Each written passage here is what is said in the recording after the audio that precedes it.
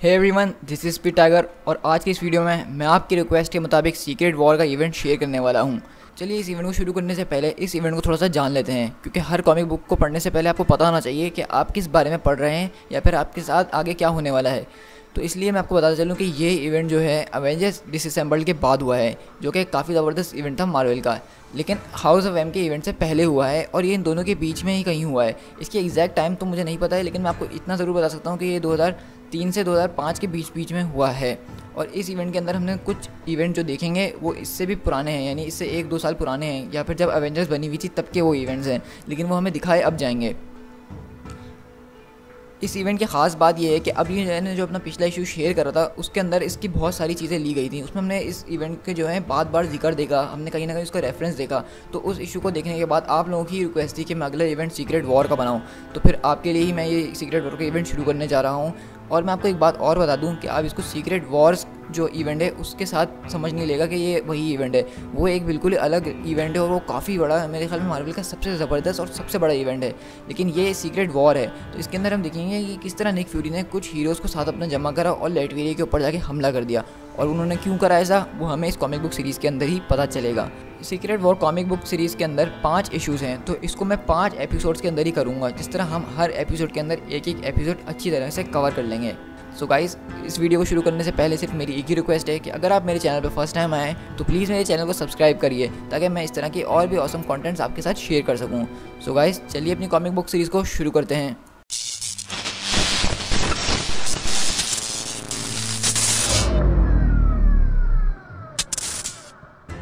तो इस comic book की स्टार्ट होता है और ख़ास तौर पे इसकी जो आर्ट है कॉमिक बुक की, वो आपको देख के बहुत ज़्यादा पसंद आएगी। ये कॉमिक बुक आर्ट जो है बिल्कुल अलग तरह का है और मैं काफ़ी ज़्यादा पसंद आया था मुझे ये आर्ट देखने में। तो इस कॉमिक बुक की स्टार्ट होती है हार्लेम में, यानी न्यूयॉर्क के अंदर, जहाँ हम देख रहे हैं कि लूक केज अपनी वाइफ के साथ जो है कुछ शॉपिंग वगैरह करते हुए आ रहा है अपने घर की तरफ, और रास्ते में कुछ बच्चे उसको तंग करने की कोशिश कर रहे होते हैं, हीरो फॉर हायर वगैरह कह रहे होते हैं। तो लूक केज उनको डांट के वहाँ से भगा देता है गुस्से में और बोलता है कि तुम मुझे जानती नहीं कि मैं कितना ज़्यादा खतरनाक आदमी हूँ। और फिर हम देखते हैं कि लूक केज और जेसिका जो है अपने घर में आते हैं और जेसिका बोल रही होती है कि तुम बच्चों पे इतना ज़्यादा सख्त नहीं हुआ करो, वो सिर्फ बच्चे हैं, उनके साथ आराम से बात किया करो। तो लूक बोलता है कि वो कोई बच्चे अच्छे नहीं हैं, वो भी पूरे आदमी बन चुके हैं, वो सिर्फ ऐसा प्रिटेंड करते हैं ताकि हमारी काइंडनेस ले सकें। लेकिन हम देखते हैं कि वो लोग ये बातें कर ही रहे होते हैं और उनके घर के अंदर ही हम देखते हैं कि कोई इंट्रूडर घुस चुका होता है और उनका इंतजार कर रहा होता है। तो लूक केज जो है देखते फ़ौरन गुस्से में आ जाता है और बोलता है कि तुम्हारी इतनी हिम्मत कैसे हुई कि तुम मेरे घर के अंदर घुस आई और इस तरह खड़ी भी हो, तो जल्दी से बकना शुरू करो वरना तुम तो गई। तो वो औरत बोलती है कि मुझे पता है कि मैं कहाँ खड़ी हूँ लूक केज। और उसी वक्त हम देखते हैं कि उसके घर में, यानी लूक केज के घर में एक बहुत ज़ोरदार धमाका होता है और वहाँ पे जो बच्चे नीचे खेल रहे थे वो भी ये देख के हैरत में रह जाते हैं। इसके बाद हम शिफ्ट होते हैं यहाँ से शील्ड हेली कैरियर के ऊपर, जो कि शील्ड का हेडक्वार्टर है। और इस वक्त अगर आपको पता हो तो यहाँ पे निक फ्यूरी ही डायरेक्टर ऑफ शील्ड हैं। तो हम देख रहे हैं कि यहाँ निक फ्यूरी बैठे हुए हैं और उनके जो एजेंट्स हैं वो बैठ के उनको पूरी दुनिया भर की न्यूज़ दे रहे हैं कि यहाँ पे ये हुआ, वहाँ पे हुआ, कि हाइड्रा ने यहाँ पे ये हमला करा और ईरान के अंदर एक वॉर चल रही है, ये वो। लेकिन वहाँ पे जैसे उनके लोग बताते हैं कि लूक केज नाम का एक आदमी जो है वो आज हॉस्पिटल में है, उसके घर के अंदर अटैक हुआ। तो लूक केज का नाम सुनते एकदम निक फ्यूरी एकदम शॉक में आ जाते हैं और पूछते हैं लूक केज। तो वो सारे एजेंट्स बोलते हैं हाँ निक फ्यूरी लूक केज, लेकिन आप इतना ज़्यादा शॉक क्यों हो रहे हैं, आप तो मेरे ख्याल में उससे कभी मिले भी नहीं है। लेकिन निक फ्यूरी बोलते हैं कि लूक केज हॉस्पिटल में है और वो भी कोमा के अंदर, लूक केज के पास अनब्रेकेबल स्किन है, तो उसकी ये हालत किसने करी होगी। तो उनके एजेंट बताते हैं हाँ निक फ्यूरी यही बात सही है, हमारी रिपोर्ट्स तो यही बोल रही हैं, और उसके घर में घुस के किसी ने उसके ऊपर हमला करा है, कुछ एक्सप्लोजन टाइप की चीज़ थी जिसकी वजह से वो कोमा के अंदर चले गया है। और हमारी इस बारे में कुछ ज़्यादा डिटेल्स हमारे पास है नहीं। क्या कोई बड़ी बात है सर, क्या हमें इसके बारे में कुछ और पता होना चाहिए। तो उसकी वक्त हम देखते हैं कि यहाँ से हम शिफ्ट होते हैं हॉस्पिटल के अंदर, जहाँ पे लूक केज की बहुत बुरी हालत है और उसके काफ़ी ख़तरनाक तरह की ट्रीटमेंट उस पर चल रही हैं। तो हम वहीं पे देखते हैं कि वहाँ पे जेसिका उसके साथ बैठी हुई होती है और आयरन फिस्ट यानी डैनी रैंड भी उसके साथ बैठा होता है, जो कि इसका पुराना दोस्त था। और हम तभी देखते हैं कि निक फ्यूरी दरवाज़ा खोलते हैं हॉस्पिटल का और कमरे के अंदर आते हैं, और ये देख के डैनी रैंड भी एकदम हैरत में होता है कि निक फ्यूरी यहाँ पर क्या कर रहे हैं। तो निक फ्यूरी बोलते हैं कि मैंने जैसे ही लूक के बारे में सुना मैं फ़ौरन यहाँ पर आ गया। तो डैनी बोलता है कि मुझे नहीं पता था निक फ्यूरी कि आप लूक केज को भी जानते हैं। तो निक फ्यूरी बोलते हैं नहीं, मैं ज़्यादा तो नहीं जानता, लेकिन थोड़ा बहुत तो उसको जानता हूँ। और वो पूछते हैं कि इसकी ये हालत कैसी है, ये ट्यूब्स क्यों लगी हुई है इसके ऊपर। तो डैनी रैंड बताता है कि इसकी जो स्किन है वो अनब्रेकेबल स्किन है, ये तो आपको इतना पता ही होगा। तो हमें उसको ज़िंदा रखने के लिए उसके जिस्म में कुछ इंजेक्शंस वगैरह लगाने हैं, उसको ड्रिप्स वगैरह लगाने हैं ताकि हम उसको ज़िंदा रख सकें। लेकिन यहाँ पे डॉक्टर्स को बहुत ज़्यादा मुश्किल हो रही है उसके स्किन के अंदर कुछ भी घुसाने के लिए। तो ये ट्यूब्स जो हैं बहुत ज़्यादा अलग किस्म की ट्यूब्स हैं। और यहाँ पर अगर हम देखें तो उसकी जो सबसे बड़ी पावर है यानी कि अनब्रेकेबल स्किन, आज वही उसकी सबसे बड़ी दुश्मन बन चुकी है। तो जेसिका बोलती है निक फ्यूरी को देख के, क्या आपको पता है इसकी हालत किसने करी है। मेरा मतलब आप यहाँ पे इसलिए ही आए होंगे, आप यहाँ पे ऐसे तो आए नहीं होंगे। उसके बाद हम शिफ्ट होते हैं 1 ईयर अगो, यानी कि 1 साल पहले के वहाँ पे क्या हुआ था। तो हम देखते हैं कि एक आम सी टीवी के ऊपर कुछ लोग बैठ के ये न्यूज़ देख रहे होते हैं जिसमें आयरन मैन ने एक विलन को बहुत बुरी तरीके से हराया होता है और उसको हराने के चक्कर में वहाँ पे गॉड ऑफ थंडर भी आ गया होता है, यानी थॉर। तो ये आप समझ सकते हैं कि ये एवेंजर डिसअसेंबल्ड से पहले की कहानी है, क्योंकि थॉर अर्थ पे एवेंजर डिसअसेंबल्ड से पहले ही था। उसके बाद आपको पता है कि थॉर कहाँ पे था। वो थॉर जो था अपने रैग्नारॉक के मसले में लग गया था। वो इशू अगर आप देखना चाहें कि थॉर कहाँ चले गया था इतने टाइम तक, तो आप मेरे चैनल पर जाके वो देख सकते हैं, जो कि थॉर रैग्नारॉक या थॉर डिसअसेंबल्ड के नाम से आपको मिलेगा। तो हम यहाँ पे कंटिन्यू करते हैं अपनी स्टोरी पे और हम देख रहे हैं कि ये वीडियो जो है वो उसी आदमी को दिखा रहे हैं जो वहाँ पे पिटा था, यानी जो विलन था। और वहाँ पे शील्ड के एजेंट जो है उससे पूछने की कोशिश कर रहे हैं कि तुम किसके लिए काम करते हो, यानी कि जो भी नॉर्मल सवाल होते हैं जो पुलिस वाले चोरों से करते हैं। तो वो पहले तो यही बताने की कोशिश कर रहा था कि मुझे नहीं पता कि मैं कौन हूँ, ये हूँ, मैं वो हूँ। लेकिन वहाँ पे हमें ये बात पता चलती है इस कन्वर्सेशन से कि ये चोर तो एक आम सा चोर था जो कि एक छोटी सी चोरी कर रहा था, लेकिन इसके पास जो गैजेट्स है जो कि ये इस्तेमाल कर रहा था, इसके पास ऐसे ऐसे गैजेट्स है जिससे ये ग्रेविटी कंट्रोल कर रहा था, ये उड़ पा रहा था, ये बहुत सारी चीज़ें कर रहा था, यानी कि आयरन मैन और थॉर जैसे विलन के साथ लड़ रहा था। तो ये कोई आम बात नहीं है। तो यहाँ पे एजेंट्स यही पता लगाने की कोशिश कर रहे हैं कि इसको फंड कौन कर रहा है, क्योंकि अगर ये छोटी मोटी चोरियाँ इस तरह करता है तो इसका सूट जो है कितने लाखों डॉलर का है वो ये बता रहे हैं। और वो बोलते हैं कि हमें बस नाम जानना है किसका, कि जो तुम्हें इस तरह की फंडिंग कर रहा है, जो तुम्हारे ऊपर इतना खर्चा कर रहा है, हमें नाम चाहिए। तो वो बोलता है कि मुझे कुछ भी नहीं पता कि तुम किस बारे में बात कर रहे हो। तो वो बोलते हैं कि चलो हम तुम्हारे लिए एक आसानी कर देते हैं, हमें इतना पता है कि फिनियस मैसन यानी कि जो थिंकरर है वो इस तरह के गैजेट्स वगैरह बनाता है और हमें पता है कि वही तुम्हें ये सब गैजेट्स बना के दे रहा है। लेकिन असल बात ये है कि वो तुम्हें ये गैजेट्स किसके लिए बना के दे रहा है और जो तुम ये सब क्यों कर रहे हो। लेकिन वो रेजिस्ट कर रहा होता है और बिल्कुल भी बताने के मूड में नहीं होता है। तो तभी एजेंट जो है थोड़ा ब्रूटल होते हैं और उसको मारने पीटने लग जाते हैं ताकि वो अपने मुँह से ना उगले। तो वो बहुत ज़्यादा पिटने के बाद बोलता है कि ठीक है मैं तुम्हें सारे नाम बताऊंगा कि मुझे क्या करना है, लेकिन मुझसे एक डील करो कि तुम लोग मुझे राइकर आइलैंड में नहीं डालोगे, क्योंकि वहाँ पे मेरे बहुत सारे दुश्मन हैं और वो अगर मुझे पकड़ लेंगे तो वो मुझे छोड़ेंगे नहीं। मैं तुमसे बस इसी डील पे ये बताऊंगा कि तुम मुझे राइकर में नहीं डालोगे, तो मैं तुम्हें ये सारी कहानी बता दूंगा कि पीछे सब क्या चल रहा है। और हम देखते हैं फिलाडेल्फिया के अंदर कि वही जो चोर है जिसकी उन्होंने इतनी पिटाई करी, अब उन्होंने उसको यहाँ पे काम पे लगाया हुआ है कि तुम उस आदमी से जाके मिलो और पता लगाओ और हमें सारी कहानी बताओ। मतलब यहाँ पे शील्ड एजेंट जो हैं उनको रंगे हाथ पकड़ना चाहते हैं कि ये सारी फंडिंग जो कर रहे हैं इन चोरों के साथ। और हम देखते हैं कि वो शील्ड एजेंट बैठ के गाड़ी के अंदर अपनी यानी वैन के अंदर ये सारी चीज़ें देख रहे होते हैं, नज़र रखे हुए होते हैं। और हम देखते हैं कि वो आदमी एक बिल्डिंग के अंदर घुसता है और एक इंटरकॉम पे बेल दबाता है। तो वहाँ से आवाज़ आती है कि तुम अकेले हो। तो वो बोलते हैं हाँ जाहिर सी बात है मैं अकेले ही हूँ, मैं यहाँ पे आता जाता रहता हूँ, क्या तुम मुझे भूल गए हो। तो वो बोलता है कि मैं सिमन मैडिक्स हूँ। तो वो पूछता है अंदर से कि तुम्हें क्या चाहिए और तुम यहाँ पे क्यों आए हो। तो वो बोलता है कि मेरा जो लेफ़्ट हैंड बैंड था जो तुमने मुझे बना के दिया था वो सही तरह काम नहीं कर रहा है, मेरे ख्याल से उसमें कोई शॉर्ट सर्किट वगैरह हो गया है, तो क्या तुम मुझे वो फिक्स करके दे दोगे। तो वहाँ से अंदर से आवाज़ आती है कि मैंने सुना था कि तुम्हें पकड़े गए हो। तो वो बोलता है कि नहीं मैं पकड़ा नहीं गया था, मैं वहाँ से भागने में कामयाब हो गया था। तो वहाँ से आवाज़ आती है कि तुम अकेले हो। तो वो बोलता है हाँ जाहिर सी बात है मैं बिल्कुल अकेला हूँ। लेकिन हम देखते हैं कि वो जैसे ही डोर खोलने के लिए डोर का हैंडल पकड़ता है उसको एक बहुत ज़बरदस्त तरीके का शॉक लगता है और हम वहीं देखते हैं कि सारे शील्ड एजेंट जो हैं ऊपर भाग के उसकी तरफ जा रहे होते हैं और हमें पता चलता है कि वो शॉक इतना ख़तरनाक था कि उसकी पूरी बॉडी जल के राख हो गई है।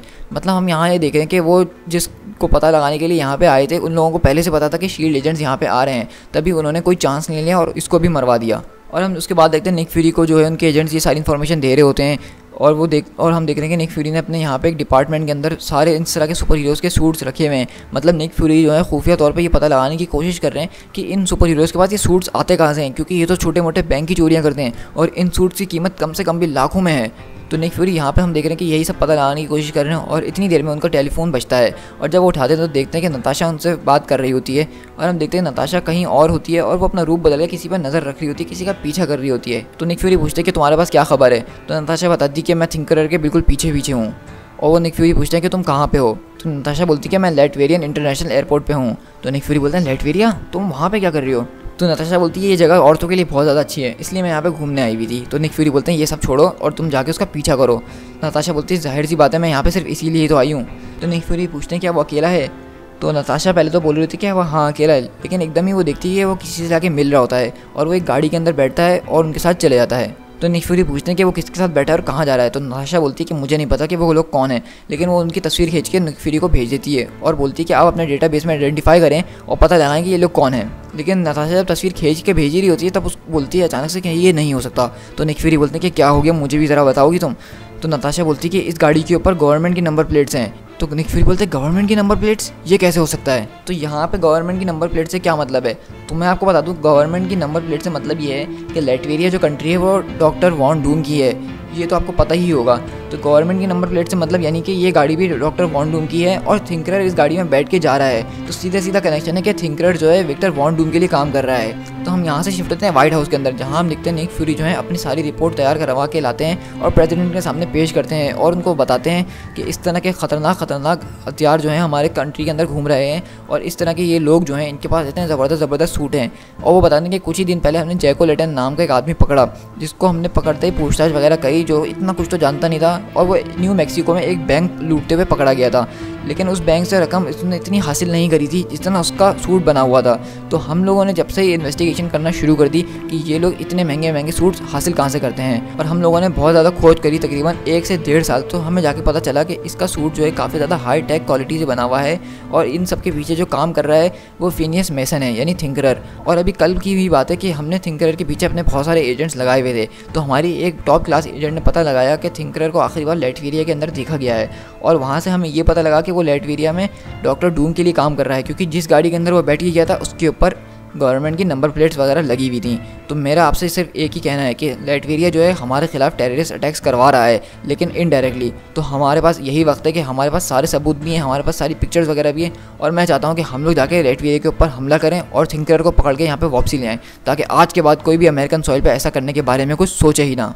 और वो बोलता है कि थिंकरर की गाड़ी को हमने जाते हुए देखा है लूसिया वॉन बार्डस के, जो कि इलेक्टेड प्राइम मिनिस्टर है ऑफ लैटविरिया। तो इससे सीधा सीधा संबंध नज़र आ रहा है कि ये डॉक्टर वॉन डूम के लिए ही काम कर रही है। तो वहाँ पे प्रेसिडेंट बोलते हैं कि निक फ्यूरी, आपकी रिपोर्ट तो काफ़ी ज़्यादा ज़बरदस्त है और फैसिनेटिंग है, लेकिन ये गोली हज़म करना कोई इतनी आसान बात नहीं है। ये आप जो बोल रहे हैं इस पर यकीन करना इतना आसान नहीं है, और अगर हम कोई एक्शन ले लें और आपकी बात गलत हुई तो फिर। तो निक फ्यूरी बोलता है कि सर मैं आपके सारे कंसर्न समझता हूँ, इसलिए तो मैं अपनी ये स्पेशल ट्रिप लगा के आपके पास खुद मिलने आया हूँ, ताकि मैं आपको खुद ब्रीफली बता सकूँ हर चीज़ के बारे में। तो वो बतलाते हैं प्रेसिडेंट के लूसिया जो है बहुत साल पहले ही हमसे हाथ मिला चुकी है और उसने बोला था कि अब हमारे बीच अच्छे संबंध रहेंगे, और तुम बोल रहे हो कि वो हमारे पास इस तरह के टेररिस्ट अटैक करवा रही है। तो मेरे ख्याल में ऐसा तो नहीं हो सकता। और वहाँ पर प्रेसिडेंट के साथ जो लोग बैठे हुए थे वो ये बताते हैं कि उसको तो इलेक्टेड भी हमने ही करवाया है, कि US गवर्नमेंट ही मिली हुई थी उसको इलेक्ट करवाने के अंदर, और हमने उसको 22 मिलियन की एड भी दी है ताकि उसकी कंट्री खुश रह सके और वो हमारी कंट्री में इंटरफेयर ना कर सकें। तो निक फ्यूरी बोलता है कि सर बिल्कुल, आप बिल्कुल ठीक कह रहे हैं, लेकिन आप ज़रा इमेजिन करिए और ये सोचिए कि जो पैसा आप दूसरी कंट्री को उसकी एड के लिए दे रहे हैं, वो कंट्री उसी पैसे को लगा के आपके खिलाफ खतरनाक हथियार और आपके मुल्क में घुस के खतरनाक कारनामे करे, तो आपको कैसा लगेगा। लेकिन प्रेसिडेंट बोलते हैं कि थैंक यू कर्नल फ्यूरी। ये देख के एकदम निक फ्यूरी हैरत में आ जाते हैं और बोलते हैं कि सर आप क्या कह रहे हैं, मैं यहाँ पे इतना ज़बरदस्त सिनेरियो आपके पास बना के लाया हूँ और मैं एक रिस्पांस चाहता हूँ आपकी तरफ से। तो प्रेसिडेंट बोलते हैं कि फ्यूरी उसकी कोई ज़रूरत नहीं है, हम ये सब पॉलिटिकली हैंडल कर लेंगे। तो निक फ्यूरी उनको बताने की कोशिश करते हैं कि सर मेरे पास इसके अलावा और भी प्लान्स हैं और भी तरीके हैं जिससे हम पता लगा रहे हैं, और मेरे ख्याल से हमें पता चल गया है कि अगला प्लान डूम का क्या होने वाला है। मेरे ख्याल से वो एक बहुत बड़ा अटैक हमारे पास करवाने वाले हैं हमारी कंट्री के ऊपर। तो प्रेसिडेंट उसकी बात काटते हुए बोलते हैं निक फ्यूरी की कि मैं जो तुम्हारी ये जो जुनून है और जज्बा, मैं इसकी बहुत ज़्यादा कदर करता हूँ, लेकिन तुम फिक्र नहीं करो, ये सब हमारे अंडर कंट्रोल है।